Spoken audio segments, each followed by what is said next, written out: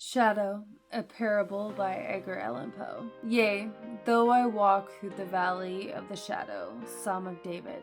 You who read are still among the living, but I who write shall have long since gone my way into the region of the shadows, for indeed strange things shall happen, and secret things to be known, and many centuries shall pass away, ere these memorials to be seen of men. And when seen, there will be some to disbelieve, and some to doubt, and yet a few who will find much to ponder upon the character here graven in the stylus of iron. The year had been a year of terror, and of feeling more intense than terror, for which there is no name upon the earth. For many prodigies and signs had taken place, and far and wide over the sea and land, the black wings of the pestilence were spread abroad to those who nevertheless cunning in the stars. It was not unknown that the heavens wore an aspect of the ill, and to me, the Greek onions, among others, it was evident that now had arrived the alternation of the 794th year when, at the entrance of Aries, the planet Jupiter is conjoined with the red ring of the terrible Saturnus. The peculiar spirit of the skies, if I mistake not greatly, made itself manifest, not only in the physical orb of the earth, but in the soul's imaginations and meditations of mankind. Over some flasks of the red Cheyenne wine, within the walls of the noble hall in the dim city of the Potamus, we sat at night, a company of 7, and to our chamber there was no entrance save by the lofty doors of brass, and the door was fashioned by the archon Quirinus, and being of rare workmanship, was fastened from within. Black draperies likewise in the gloomy room shut out our view of the moon, the lurid stars, and the peopleless streets, but the boding and the memory of evil, they would not be so excluded.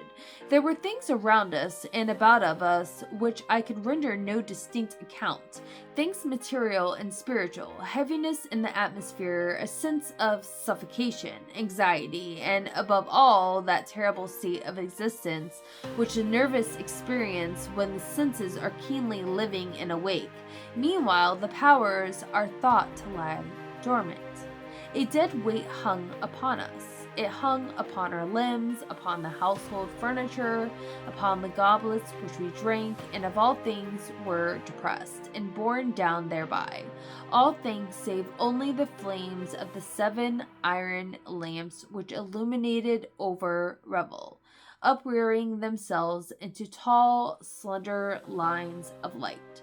They thus remain burning, all pallid and motionless, and in the mirror which their luster formed upon the round table of the ebony on which we sat, each of us was assembled to behold the pallor of his own countenance in the unquiet glare of the downcast eyes of his companions. Yet we laughed, and we were merry in the proper way, which was hysterical, and sang the songs of the Acronym, which are madness, and drank deeply, although the purple wine reminded us of blood, for there was yet another tenant of our chambers in the person of young Zoilus, dead, and at the full length he lay enshrouded, the genius and the demon of the scene. Alas, he bore no portion in our mirth, save that his countenance, distort with the plague, and his eyes, in which the death had but half extinguished the fire of the pestilence, seemed to take such interest in our merriment as the day may happily take in the merriment of those who are to die. But although I, Onius, felt that the eyes of the departed were upon me, still I forced myself not to perceive the bitterness of their expression. And gazing down steadily into the depths of the ebony mirror, sang with a loud, sonorous voice in songs of the son of Teos. But gradually my songs they ceased, and their echoes rolling afar among the sable draperies of the chamber became weak and undistinguishable, and so faded away. And lo, from among these sable draperies where the sound of the song departed, there came forth a dark and undefined shadow, a shadow such as the moon, when low in heaven, might fashion from the figure of the man. But it was the shadow neither of man nor of God, nor of any familiar thing. In quivering a while among the draperies of the room, it at length rested in full view upon the surface of the door brass. But the shadow was vague, and the formless and indefinite. And was the shadow neither of a man nor God, neither the god of Greece, nor the god of Shadowly, nor the Egyptian god, and the shadow rested upon the brazen doorway and under the arc of the entablature of the door. It moved not, nor spoke any word, but there became stationary and remained. And the door whereupon the shadow rested was, if I remember aright, over against the feet of the young Zoilus enshrouded. But we, the seven, were assembled, having seen the shadows as it came out among the draperies, dared not steady behold it, but cast down our eyes, and gazed continually into the depths of the mirror of ebony. And at the length I, Onius, speaking some low words, demanded of the shadow its dwelling and its appellation.